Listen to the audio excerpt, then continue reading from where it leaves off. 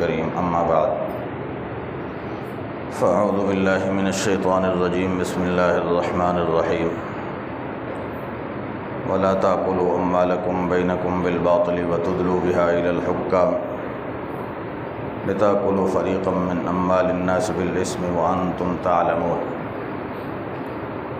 اور نہ کھاؤ تم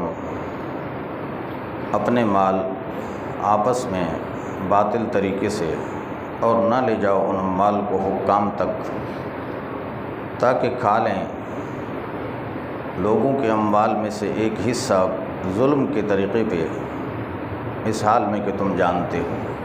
صدق اللہ العظیم وصدق رسولہ النبی الکریم ونحن علی ذلک من الشاہدین والشاکرین والحمد للہ رب العالمین۔ اللہم صلی علی سیدنا محمد النبی الامی وعلی آلہ واصحابہ وسلم تسلیما۔ برادران محترم، کل کی اس آیت کریمہ پہ کچھ باتیں بیان ہوئی تھی، آج بھی اسی کے متعلقات چند باتیں عرض کرنی ہیں، آپ حضرات کی توجہ چاہیے۔ اللہ تبارک و تعالی نے انسان کے لیے اموال جو پیدا کیے ہیں، تو مال کے اندر دو چیزیں ہوتی ہیں، مال نعمت خداوندی بھی ہے اور مال انسان کے لیے امتحان بھی ہے۔ اگر اس کی آمد کا راستہ حلال ہو اور خرچ بھی اللہ تبارک و تعالی کے حکم کے مطابق ہو تو یہ نعمت خداوندی ہے، اور اگر مال کی آمد بھی مشکوک ہو، شریعت مطہرہ کے خلاف ہو اور اس کے اخراجات بھی شریعت کے خلاف ہوں تو یہ مال بہت بڑا وبال ہے، بہت بڑی آزمائش ہے۔ اب میں نے کل عرض کیا تھا کہ حلال طریقے سے انسان کو جو مال ملتا ہے ان میں سے ایک وراثت ہے، نمبر 2 تجارت ہے، نمبر 3 ملازمت ہے، نمبر 4 ہبہ اور صدقہ ہے۔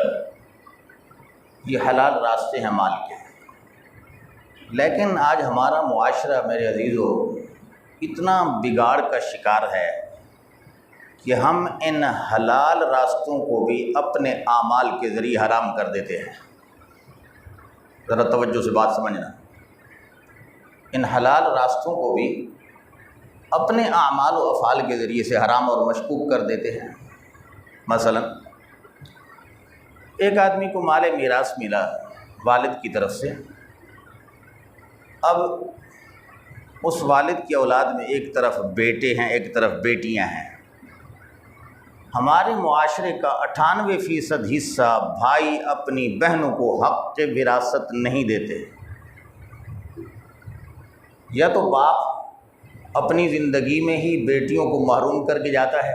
حدیث میں آتا ہے، حضور علیہ الصلاۃ والسلام فرماتے ہیں کہ ایک بندہ ایمان والی زندگی گزارتا ہے، اعمال والی زندگی گزارتا ہے، اس کے درمیان اور جنت کے درمیان صرف موت کا فاصلہ ہوتا ہے کہ وہ مرے اور جنت جائے، لیکن آخر میں وہ کیا کرتا ہے کہ میراث کی غیر شرعی تقسیم کر کے اپنے لیے جہنم لازم کر لیتا ہے۔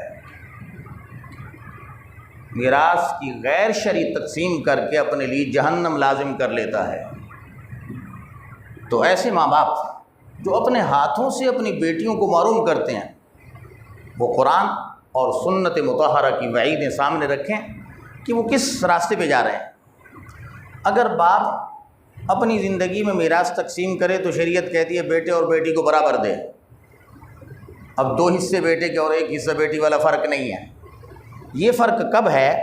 یہ باپ کی موت کے بعد ہے۔ جب باپ فوت ہو جائے، اب شریعت نے میراث کا قانون یہ رکھا کہ بیٹے کو 2 حصے دیے اور بیٹی کو 1 حصہ دیا، لیکن بھائی جو ہوتے ہیں 98% کوشش کرتے ہیں کہ بہن کو وہ 1 حصہ بھی نہ ملے، نہیں دیتے۔ 2% ہمارے معاشرے کا طبقہ ہے کہ جو اپنی بہنوں کو خوش اسلوبی کے ساتھ یہ میراث کا حق دیتے ہیں، یہ حق العباد کا مسئلہ ہے، بہنوں کو حق نہ دے کر وہ اپنی حلال میراث کو بھی حرام کر دیتے ہیں۔ اسی طرح اگر اس کی ورثہ میں چھوٹی اولاد ہے، نابالغ بچے بچیاں، تو نابالغ بچے بچیوں ان کا حق بھی مارا جاتا ہے۔ جو بالغ ہے، بڑا ہے، وہ جناب میراث لے لیتا ہے اور باقی چھوٹی اولاد جو ہے نا اس کو محروم کر دیتا ہے۔ تو اس انداز سے ہم اپنے عمل کے ذریعے اس حلال مال کو حرام کر دیتے ہیں۔ بات آئی سمجھ؟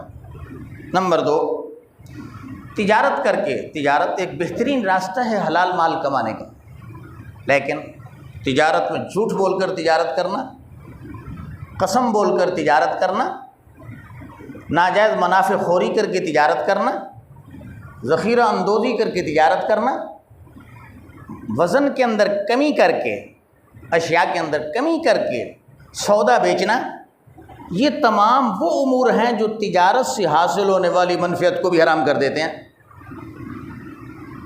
تجارت سے حاصل ہونے والا جو نفع حلال تھا اس کو بھی یہ افعال حرام کر دیتے ہیں۔ میرے بھائیو، آج ہمارا معاشرہ کہاں کھڑا ہے؟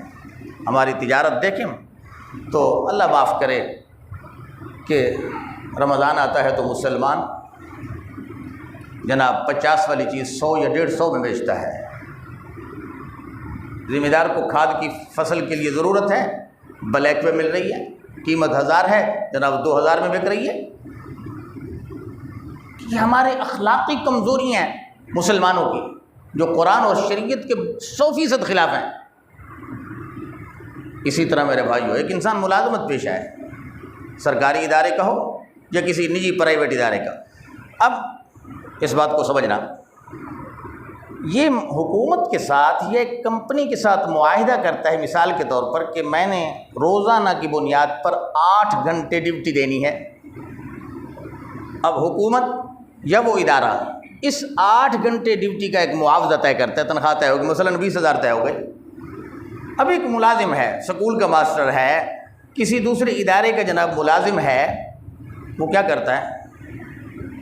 8 گھنٹے ڈیوٹی اس کی شرعی پابندی ہے کہ پورا وقت دے، وہ جناب ڈنڈی مارتا ہے، 8 گھنٹے کی بجائے 4 گھنٹے کام کرتا ہے۔ تو کام 4 گھنٹے کیا، بقیہ 4 گھنٹے جس کا وہ معاوضہ لے رہا ہے، کیا اس کے لیے حلال ہے؟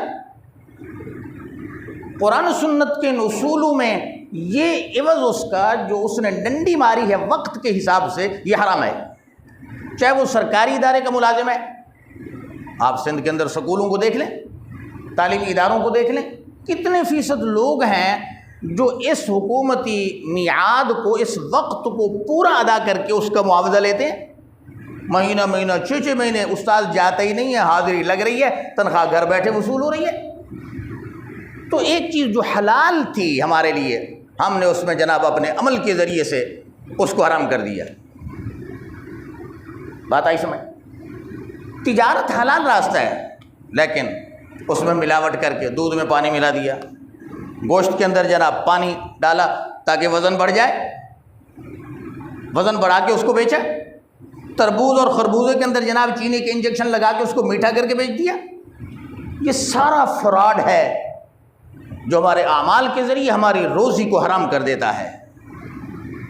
اور حلال و حرام کا شریعت مطہرہ میں کتنی بڑی اہمیت ہے۔ آپ 2 رکوع پہلے ایک رکوع میں حکم بیان ہو چکا، یا ایھا الناس کلوا من طیبات ما رزقناکم واشکروا للہ ان کنتم ایاہ تعبدون۔ پاکیزہ اور حلال چیزیں کھاؤ جو اللہ نے تمہارے لیے رزق مقدر کیا ہے، ان چیزوں کو حرام نہ کرو۔ ایک جگہ اللہ نے فرمایا، یا ایھا الرسل کلوا من الطیبات واعملوا صالحا۔ حضرات مفسرین نے بڑا عجیب نکتہ لکھا کہ اللہ نے خطاب تو انبیاء اور رسولوں کو کیا ہے، لیکن مراد وہ نہیں ہے، مراد سب اہل ایمان ہے کہ حلال پاکیزہ روزی کھاؤ، اور ساتھ ذکر کیا وَاعْمَلُوا صَالِحًا، عمل صالح کرو، نیک کام کرو۔ اس کا معنی یہ ہے کہ نیک کام کا رزق حلال کے ساتھ بڑا گہرا تعلق ہے۔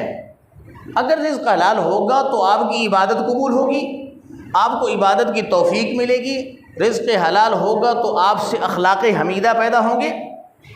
ایک امام ترمذی رحمہ اللہ نے روایت نقل کی حضرت عبداللہ ابن عمر رضی اللہ تعالیٰ عنہ سے، سبحان اللہ، حضرت عبداللہ ابن عمر فرماتے ہیں حضور علیہ السلام نے ارشاد فرمایا انسان کے اندر جب 4 خصلتیں پیدا ہو جائیں تو ان 4 خصلتوں کے پیدا ہو جانے کے بعد وہ اللہ کے یہاں کامیاب ہی ہے، چاہے کچھ ہو جائے۔ تو پوچھا صحابہ نے کہ کون سی 4 خصلتیں؟ آپ صلی اللہ علیہ وسلم نے فرمایا پہلی خصلت امانت کی حفاظت ہو، امانت کی حفاظت۔ نمبر 2 صدق مقال ہو کہ زبان سے سچ بولے، جھوٹ نہ بولے۔ نمبر 3 حسن اخلاق ہو، اخلاق اچھے ہوں، اخلاق کے ذریعے کسی کو ایذا اور تکلیف نہ پہنچائے۔ نمبر 4 رزق حلال ہو، لقمہ حلال کھائے، رزق حلال کا اہتمام کرے۔ فرمایا جس نے یہ 4 خصلتیں اپنا لیں یہ اللہ کے یہاں کامیاب ہے۔ آج ہم دیکھیں ہر بندہ اپنے نفس میں جا کے کہ کیا یہ 4 خصلتیں میرے اندر ہیں؟ ایک اور حدیث وہ بھی حضرت عبداللہ ابن عمر سے منقول ہے، ابن ماجہ میں حضور نے فرمایا مجھے اپنی امت کا 5 چیزوں کا بڑا خطرہ ہے، امت میں 5 چیزیں پیدا ہونے کا بڑا خطرہ ہے اور میں اللہ سے پناہ چاہتا ہوں کہ میری امت اس میں مبتلا نہ ہو۔ وہ 5 چیزیں کیا ہیں؟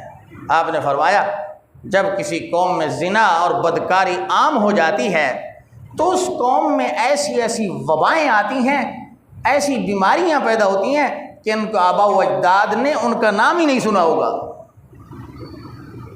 ایسی نئی نئی بیماریاں جس قوم میں زنا اور بدکاری عام ہو جائے۔ نمبر 2 فرمایا جو قوم ناپ تول میں کمی کرے گی، ناپ تول میں کمی کرے گی اس کے لیے قحط کا خطرہ ہے، اس کے لیے ایسے ظالم حکمران کا تسلط کہ جو اس پر ظلم و زیادتی کرے گا اور یہ چیخنے چلانے کے علاوہ کچھ نہیں کر پائے گا۔ نمبر 3 فرمائے جو قوم زکوٰۃ روک لے گی اللہ تعالیٰ بارش روک کر زمینوں کو بنجر کر دیں گے اور قوم بھوکی مرے گی۔ اور نمبر 4 فرمایا وہ قوم کہ جس کے افراد اللہ اور اللہ کے رسول کے عہد و پیمان کو توڑیں گے اللہ تعالیٰ ان پر ظالم و جابر مسلط کر دے گا جو ان کے اموال کو غصب کر لے گا، چھین لے گا اور یہ کچھ نہیں کر پائیں گے۔ نمبر 5 فرمایا جس قوم کے حکمران اللہ اور اللہ کے رسول کے عہد و پیمان کو توڑیں گے، قانون الہی کے خلاف فیصلے کریں گے، فرمایا قوم کے اندر نفرت بڑھا دوں گا، تعصب بڑھ جائے گا۔ آج ہمارا کیا حال ہے پاکستانی قوم کا؟ ہم کہاں کھڑے ہیں؟ مہنگائی کی شکل میں ایک طوفان بدتمیزی ہے، نفرت دیکھو عوام میں، کہیں قومیت کی نفرت ہے، کہیں لسانیت کی نفرت ہے، کہیں مسلک کی نفرت ہے۔ یہ ساری چیزیں اسلام کی حقانیت اور ماہیت کے خلاف ہیں۔ میرے بھائیو آج ہمارا کردار و عمل قرآن و سنت سے بہت دور جا چکا ہے۔